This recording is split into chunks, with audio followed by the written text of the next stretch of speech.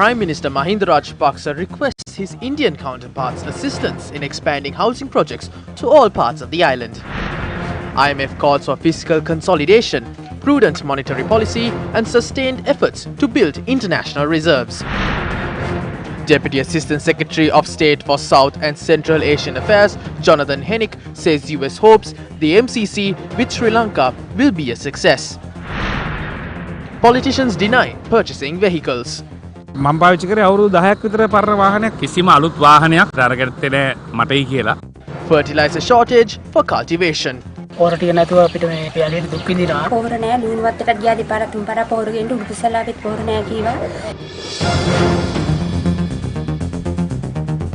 Good evening, this is Primetime News and I am Tarusha Kumar Singha taking a look at your top story in the bulletin now. Prime Minister Mahinda Rajapaksa, who is currently on an official tour in India, met with Indian President Ramnath Kovind this evening for a discussion.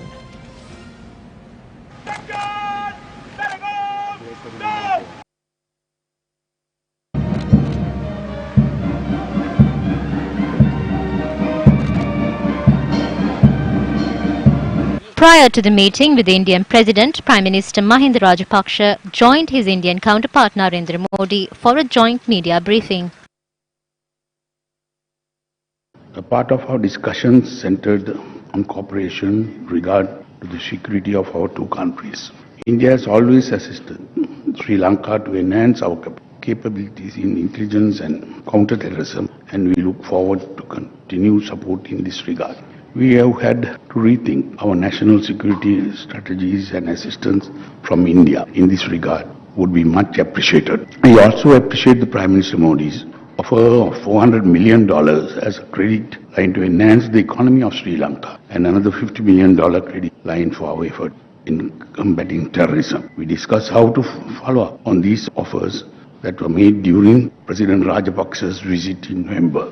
And the topic of our discussions was the progress of ongoing projects that are being implemented in Sri Lanka with Indian assistance, including housing and community-related projects. I request the Prime Minister only to consider further assistance to expand the housing project to all parts of the island. Doing so will provide significant benefits to many Sri Lankans living in rural parts of the country.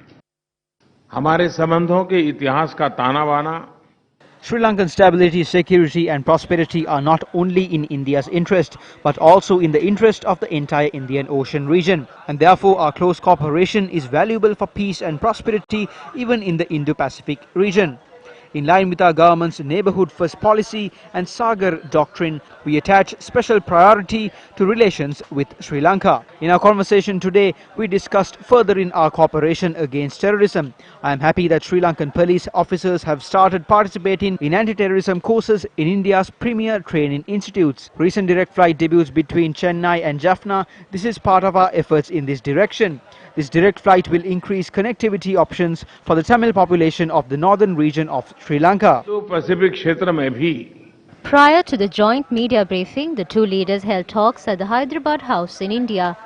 Prime Minister Rajapaksa also met with India's Minister of External Affairs, Subramaniam Jaishankar, in New Delhi. The two delegations discussed the long-standing concerns of the fishing communities of both countries. Agreeing that this is a problem that benefits neither side, both countries agreed to work more closely together to find a practical solution in a way that benefits all affected fishing communities. Several MPs and ministers responded to the statement made by Minister Johnston Fernando yesterday regarding a cost of 2.8 billion rupees incurred by the government to import vehicles for ministers and ministries of the previous regime. When Minister Johnston Fernando revealed all of that information yesterday, he did not reveal anyone's name. But I am a politician who used the same old vehicle during the 5-year period when I served as the Finance Minister, Foreign Minister and Minister of Power. There are many other important issues that must be pointed out. If you take a look at the expenses incurred by Mahinda Rajapaksa for his helicopter trips during the 52-day political turmoil, we can get a clear picture on how public funds were misused. These vehicles are capital assets that can be used by the next minister who assumes duties. I used a vehicle which was nearly 10 years old for about 3 years. අවුරුදු මම හිතන්නේ 3ක් විතර මම අමාත්‍යවරයෙක් I served as a minister for nearly 4.5 years, but a vehicle was never purchased by the ministry for my use. While I served as the Minister of Mass Media, I used the vehicle of my predecessor, Minister Keheliya Rambukwalla. After taking over as Minister of Land, we used the same vehicles that belonged to the ministry, and when we left, we handed over everything to the next minister. අපි එතනින් පිටත් වුණේ. Vehicles are not purchased for the Ministry of Transport and Civil Aviation. During the past 5 years, we used the same old vehicle. When we came to power in 2015, many have forgotten how vehicles were abandoned in many places and how vehicles that belonged to the government were privately held by certain state officials. Back then, this was normal. However, our government never did this. It was mentioned in Parliament that a Benz car for a cost of 42 million rupees was imported for me. I was shocked by this statement, as I have not purchased any vehicle for more than 10 years. I have always used second-hand vehicles. So we must launch an investigation to find out what happened to this vehicle. If the government decides to sell these vehicles at a public auction, I would not oppose it. We have not purchased vehicles for billions of rupees. We are from the Galle district. No matter the position we held, we have used only one vehicle. And that too because we cannot travel to Galle without one. When a vehicle is purchased by the ministry, that is generally used for about 30 years. Mitsubishi Jeeps that were purchased in the 1980s are still being used. But if we look into the past 4 to 5 years, many luxurious vehicles that were purchased have been abandoned in car parks. Now this is a matter that the government must look into.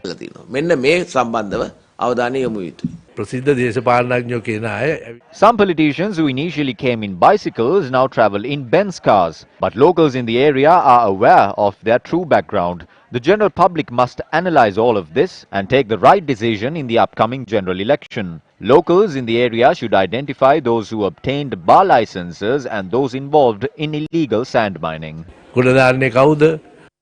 What happened to these vehicles?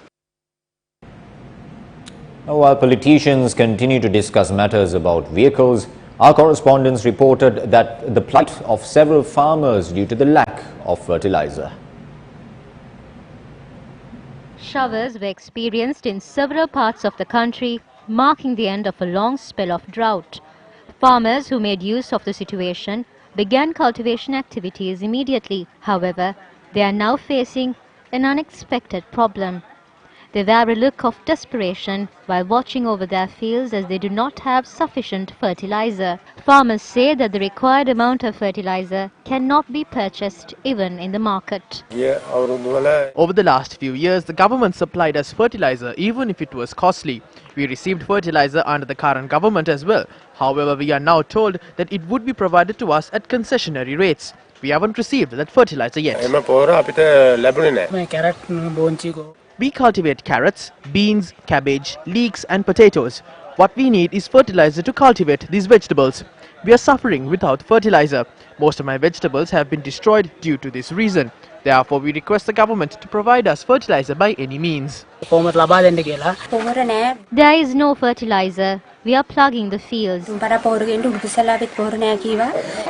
We will witness the dawn of the Sinhala New Year in the near future. If we do not have fertilizer, we will not be able to celebrate the occasion.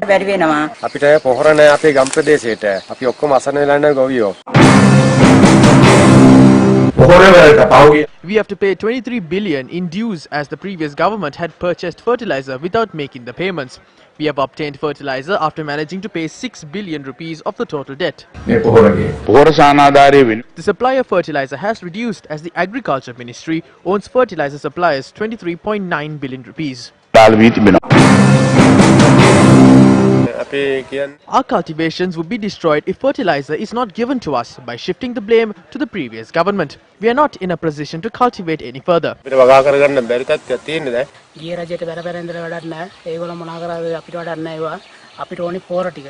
If the shortage of fertilizer continues to exist, will there be a shortage of vegetables at the time of the New Year? Taking a look at one of your headline-making stories this evening, International Monetary Fund has called for fiscal consolidation and prudent monetary policy. IMF in a statement said, Quote, given the high level of public debt and refinancing needs in the country, ensuring macroeconomic stability calls for fiscal consolidation, prudent monetary policy and sustained efforts to build international reserves, end quote. It said the Sri Lankan economy is recovering from the April 21st attacks, adding that GDP growth is projected at 3.7% in 2020. The statement reads, quote, given risks to debt sustainability and large refinancing needs over the medium term, renewed efforts to advance fiscal consolidation will be essential for macroeconomic stability. Measures to improve efficiency in the public administration and strengthen revenue mobilization can help reduce the high public debt while preserving space for critical social and investment needs, end quote. It added, quote, advancing relevant legislation to strengthen fiscal rules would anchor policy commitments, restore confidence and safeguard sustainability over the medium term, end quote. The observation was made by a team from the International Monetary Fund led by Manuela Goretti after they met with the new administration and discussed its policy agenda. More on your headline making news. Deputy Assistant Secretary of State for South and Central Asian Affairs, Jonathan Hennick, has said United States hopes that the Millennium Challenge Corporation with Sri Lanka will be a success. Daily Mirror reported the Deputy Assistant Secretary of State saying it was a $480 million grant from his country and would benefit millions of Sri Lankans by reducing traffic congestions. Speaking to a group of journalists, the Deputy Assistant Secretary said, quote, as Indo-Pacific countries, the United States and Sri Lanka are both interested in freedom of navigation, maritime security, countering violent extremism and other issues that ensure that the Indo-Pacific region continues to be peaceful, prosperous and stable, end quote. Now, trade unions attached to the Sri Lankan Airlines made a request to conduct an investigation on the 4-member committee appointed during a director board meeting at then Speaker's residence to look into the Airbus deal. Citing the allegations raised by multiple parties that several irregularities had taken place when purchasing Airbus aircrafts in 2013, we urged the senior management of Sri Lankan Airlines to launch an investigation into this matter. Even though certain measures were taken in this regard, such as a preliminary investigation and the Valiamuna report, nothing effective happened. Afterwards, the government spent nearly $110 million as penalty fees to cancel the previous aircraft agreement. We know 4 individuals who were part of that senior management team of Sri Lankan Airlines back then are involved in this matter. As a trade union, we urge the government to launch a proper investigation into this matter and to reveal a clear picture in this regard. On the 8th of February last year, the following was discussed in Parliament with regard to the much criticised agreement to cancel the purchasing of the respective aircraft. I called the then chairman of Sri Lankan Airlines, Chandrasena, in this regard. There was a court meeting that morning, but it was postponed to the evening. So he went there for the meeting, but during the meeting, no decision was reached on any transaction. I requested to show me those documents. No decision was reached. The meeting continued till evening. If any decisions were taken, I urge you to show me the relevant documents. I will resign from my position tomorrow.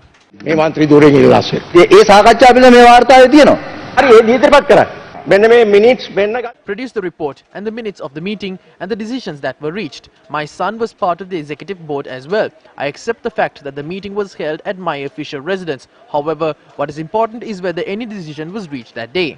According to the reports presented by the Auditor General, the board paper on the 44th page of the report states that it was presented during the board meeting that took place at the official residence of the Speaker on the 1st of March 2013. Further, the new strategic plan for 2012 to 2017, named Market Outlook, prepared by C. Berry, was also presented through a PowerPoint presentation at the meeting. The 5 board members who were present that day had also approved to implement the recommendations in the said board paper. I will include this to the Hansard.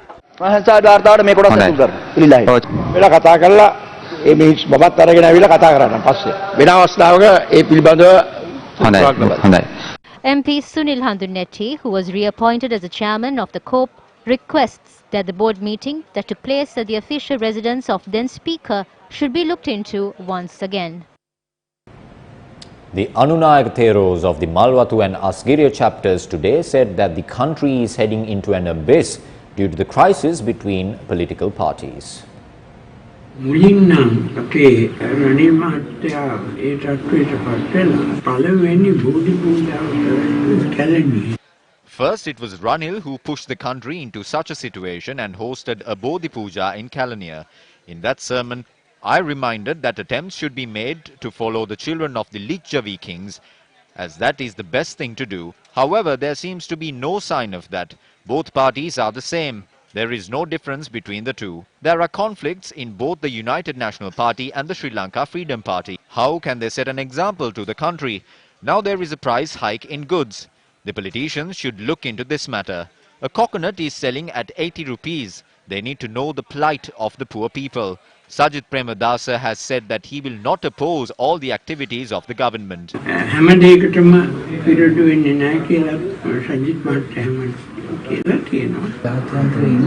There are Sri Lankan specialists overseas. They share their expertise and knowledge in those countries. Approach those people and incorporate them into the system. The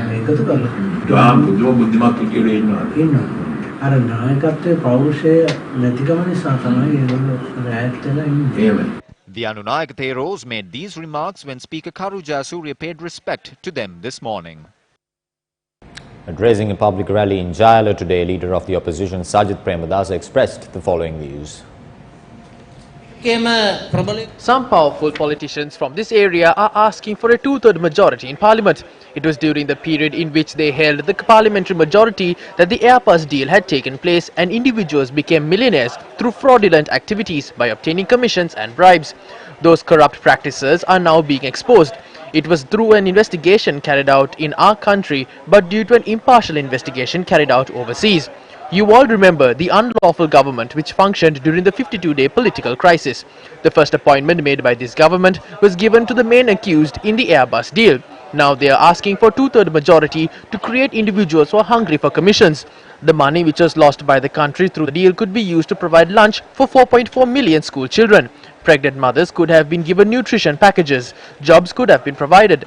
The current government has lost the opportunity of welcoming a prosperous new year. That is why they are holding private discussions to dissolve parliament at the earliest. There is no point of holding such talks. I am the opposition leader. Our UNF alliance will not strike deals with anyone. We will not sign secret agreements. Therefore, dissolve parliament at the correct time instead of holding such secret talks. කරුණා කරලා අහුමුණුවල සාකච්ඡා කරනව වෙනුවට නියමිත කාලයට විසුරුවන්න. Meanwhile, 3 parliamentarians were summoned before the Sri Lanka Freedom Party's Disciplinary Committee today. Parliamentarians Lakshman Yapabe Wardana, Dilan Pereira and S.B. Disanayaka appeared before the Disciplinary Committee. This was in connection to a disciplinary inquiry being carried out against them for joining the Sri Lanka Podujana Peramuna after entering Parliament through the SLFP national list.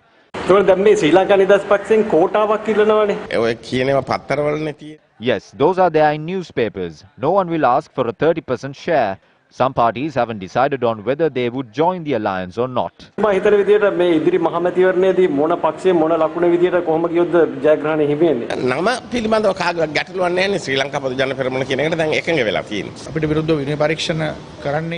disciplinary action being carried out against us cannot be to expel us from the party. The General Secretary, who is carrying out the inquiry, followed our correct political decision a few months after we did so. I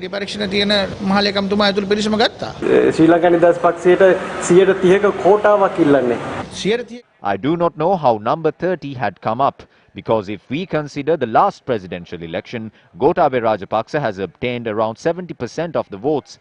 The SLFP only managed to obtain 1.4 million votes in the provincial council polls. If we consider that 1.4 million out of the 7 million votes is equal to 20%. If it is 20%, I do not know as to how the 30% figure had come up. The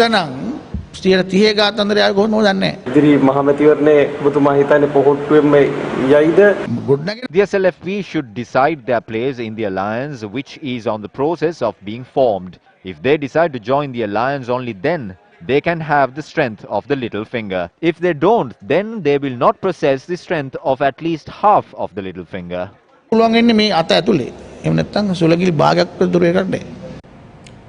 Today marks the Navan full moon Poya Day.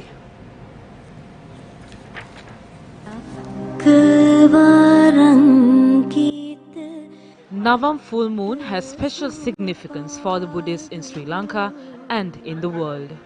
The two very significant incidents that took place on Navam Poya Day were the first ever Buddhist congregation and the appointment of two chief disciples of Gautama Buddha as Agrasavakas, namely Sariputta and Moggallana.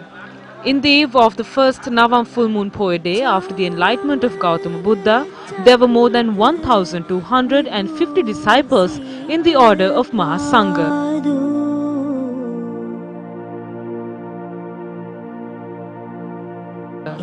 A special puja organized at the Shakyamalake opposite the head office of the Capital Maharaj Organization Limited was held this morning. The puja was organized by Sirsa TV of the Capital Maharaj Organization Limited. Chief Executive Officer of M Entertainment, Attorney at Law Susara Dinal and several others were present.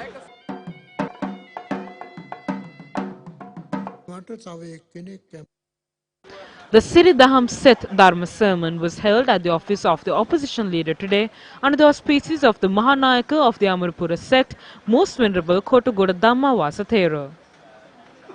Several dignitaries, including opposition leader Sajid Premadasa, was present. On a more tragic note this evening, the loss of human lives is increasing day by day as a result of the human-elephant conflict. One such incident was reported from Madirugiriya today. A farmer who was watching over his fields was attacked by a wild elephant in the Migolla area in Madirugiriya. The injured victim, who has been identified as a 52-year-old, is currently receiving treatment at the intensive care unit of the Polonnaru General Hospital. He was resting, then there was a loud noise all of a sudden. The elephant had moved towards us. We screamed for help. When the elephant tried to attack us, we jumped on either sides. My uncle was attacked by the elephant. I jumped into the pit after screaming for help.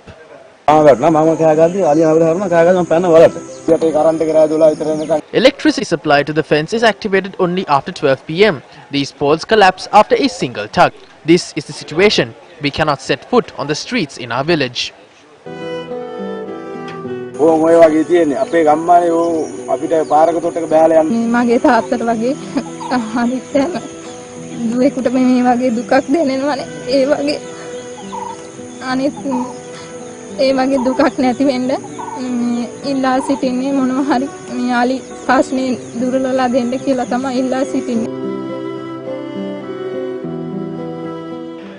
Many children undergo this tragedy on a daily basis. However, a solution has not been provided to this issue thus far. There are several villages which do not have electric fences up to proper standard. While officials continue to be negligent over this matter, a farmer in the Mahava Vilava area has created an alternate electric fence in a bid to resolve this issue.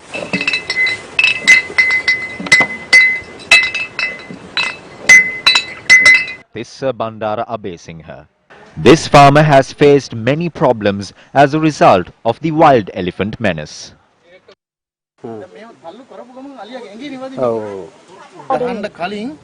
the elephant strikes this, the rattling of the bottles could be heard. I then flash the torch on this device. The elephant then goes away.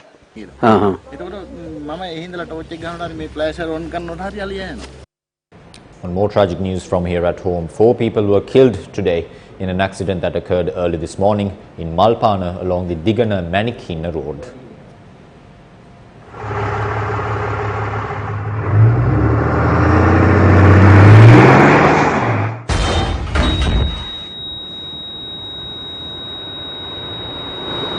වාහනයක් වේගෙන් ඇවිල්ලා වදිනවා ඇහුණා හරියට රෑ 1:35 වෙලාව. මේ සද්දයක් කරන එක පාටම අපි පාටේට බලනකොට තුන් පාරක් ලොරිය දිඩින් ගාලා පෙලිලා ගියා. එනකොට එන ලොකු දුමක් ගියා.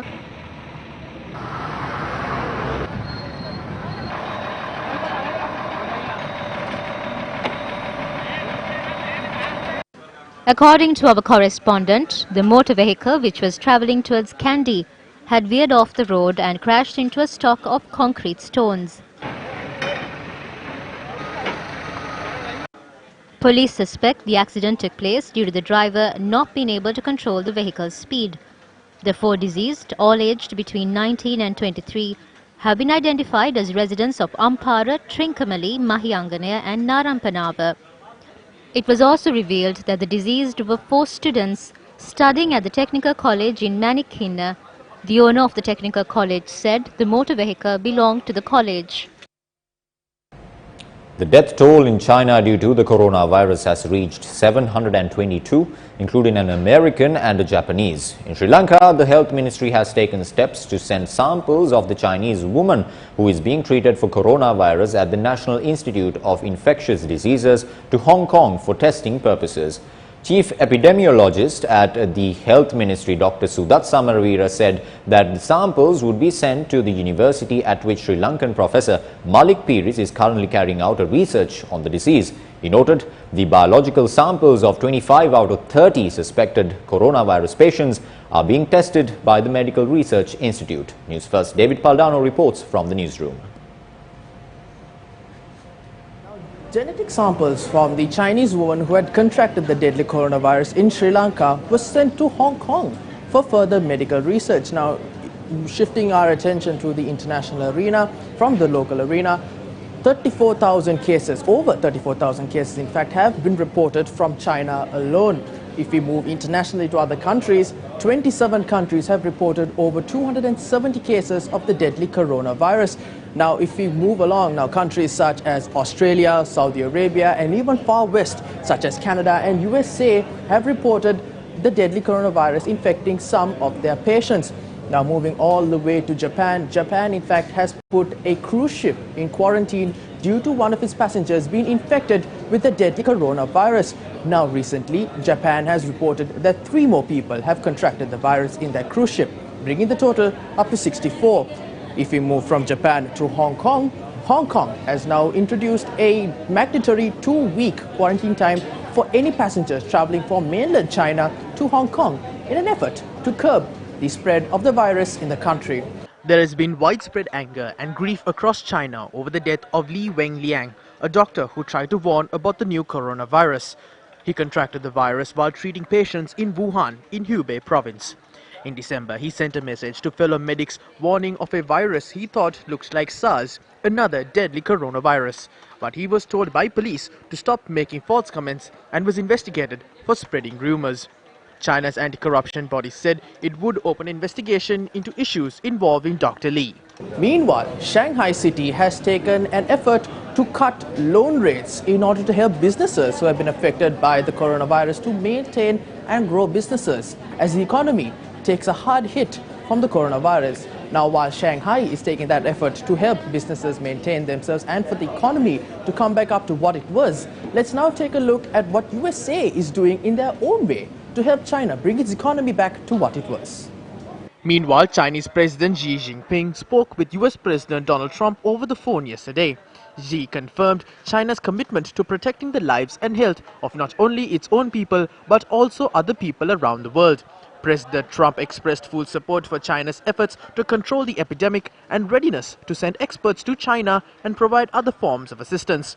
Meanwhile, US Secretary of State Mike Pompeo, in a statement yesterday, said the US is prepared to spend as much as $100 million to help China and other nations fighting the spread of the coronavirus.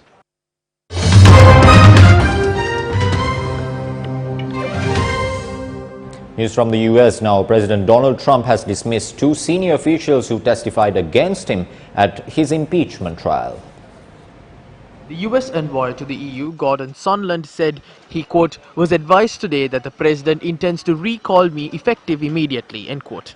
Just hours earlier, Lieutenant Commander Alexander Vidman, a top expert on Ukraine, was escorted from the White House. Trump is said to desire a staff shake-up after seniors cleared him in the impeachment case on Wednesday.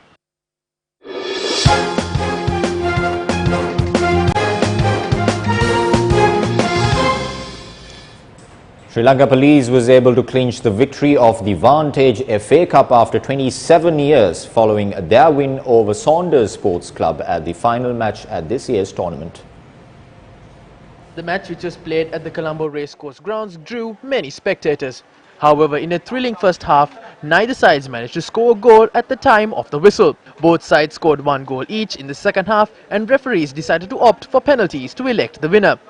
Sri Lanka Police Sports Club was able to score all 5 of their penalties, but the Saunders Sports Club only managed to score 4 out of their 5 attempts. Rifkan Mohammed of the Sri Lanka Police Sports Club was named as the emerging player of the tournament. The Golden Glove, given to the most talented goalkeeper, was awarded to Mahendran Dinesh of the Sri Lanka Police Sports Club. That's a wrap of Primetime News. I'm Tarusha Kumar Singha. Good night and take care.